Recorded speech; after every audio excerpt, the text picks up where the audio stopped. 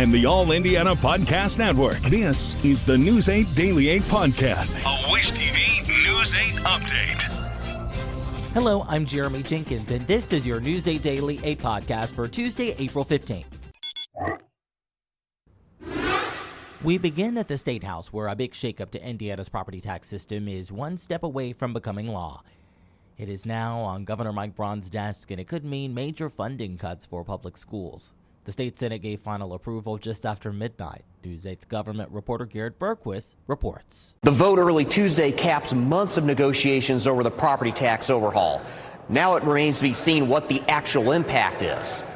The Senate voted to accept the version the House approved last week. Homeowners could claim a property tax credit of up to 10% of their total tax bill after all other deductions have been applied, up to a maximum of $300. Fixed income seniors and disabled veterans could claim additional credits. The savings would take effect with the bill you pay in 2026. 2/3 of our homeowners will pay less in 26 than they did in 25, which means 1.16 million households will receive relief. I have committed, and so has Chairman Thompson, to work on fixes if they become known to us. The price tag, $1.4 billion over the next 3 years. That's revenue school corporations and local governments would have collected under the existing system. The bill also lowers the limit for local income tax rates to 2.9%. That's still more than almost every county in the state currently charges. Democrats say the property tax cuts won't offset expected local income tax rate hikes. So I just want to be sure that when we talk about true property tax relief, that it's true property tax relief and that it covers everyone. Senate Bill 1 excluded close to 600,000 Hoosiers who are tenants, and they pay their property taxes through their monthly rent payments. And just moments after that vote came down, Governor Mike Braun said in a statement he looks forward to signing the bill. That was Garrett Berquist reporting. Also at the state capitol, the overnight passage of the property tax overhaul followed a day of protests against it. A group of teachers, parents, students, and representatives from public libraries demonstrated on all 3 floors of the State House, blasting the measure. The Legislative Services Agency says the bill will cost public schools and libraries about $800 million in funding over the next 3 years. It's very important because if I'm not here today and we do not get the funding, are my students going to be able to benefit from me tomorrow? Right now for Johnson County Public Library, it's unknown what the impact of the elimination of IMLS and the drastic cuts to the Indiana state budget. It's unknown exactly how that will fiscally impact us, but we are thinking that it will. IMLS is a reference to cuts made to the Federal Institute of Library and Museum Services by the Trump administration, which could also impact public library funding. In other news, the Marion County Coroner's Office has released the name of the man killed in a crash on the Far East Side that happened following a police chase that began in Henry County. The coroner identified the crash victim as 33-year-old DeJuan Hampton. State police say the crash happened just before 9:40 last night. The chase started in New Castle and headed west on I-70 towards Indianapolis. Troopers say they were calling off the chase after the SUV exited onto Post Road. Moments later, the vehicle crashed into 2 cars and flipped several times at East Washington and Midhofer. Investigators say Hampton was thrown from the SUV and died at the scene. 3 other passengers inside were hurt. Police say the driver of one of the other cars had non-life-threatening injuries. A Frankfort teacher is facing charges accused of sex crimes, including sending inappropriate material to a student and to possess child pornography. Drew Ackridge is 27. Frankfort police arrested him Monday in Lafayette. He is charged with 2 felonies. Our team talked to a woman who claims Ackridge acted inappropriately with her daughter when she was only 15 years old. Take a listen.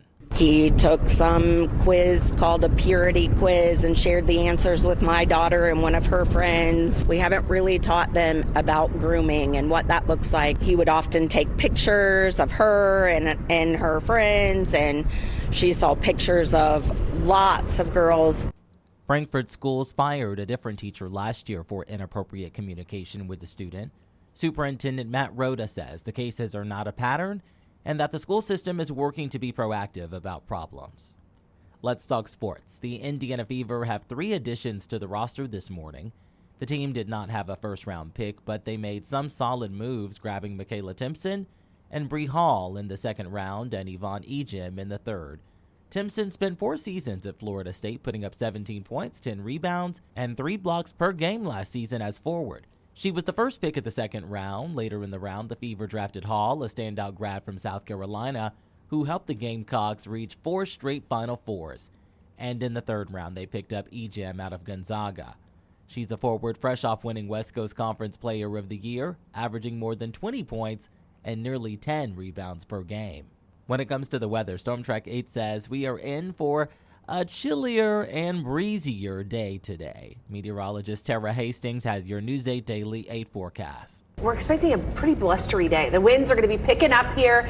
We've got winds gusting anywhere from 30 to 35 miles per hour. Zeroing in on even 40 miles per hour in some spots. We're overcast at 45 degrees in Indianapolis.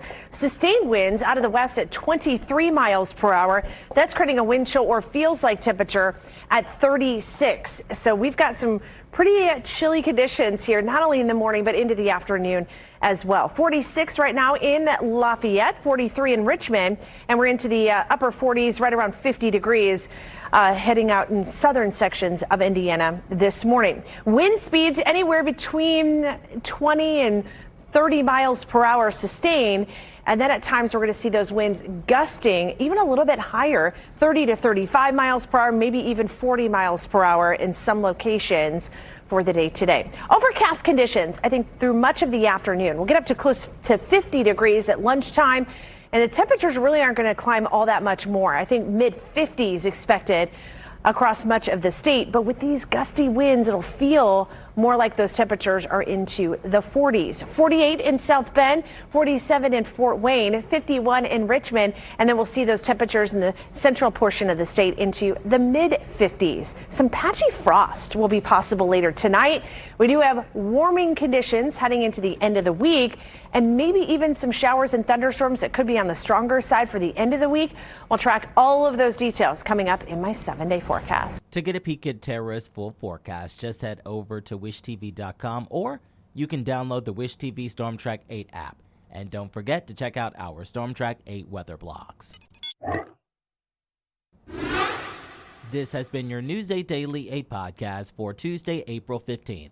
I'm Jeremy Jenkins for Wish TV, wishtv.com, or follow us on Facebook for updates. This is the News 8 Daily 8 podcast, a Wish TV News 8 update on demand. For even more, on demand and on the go, connect with Wish TV on Facebook at wishtv.com and on the free Wish TV mobile app.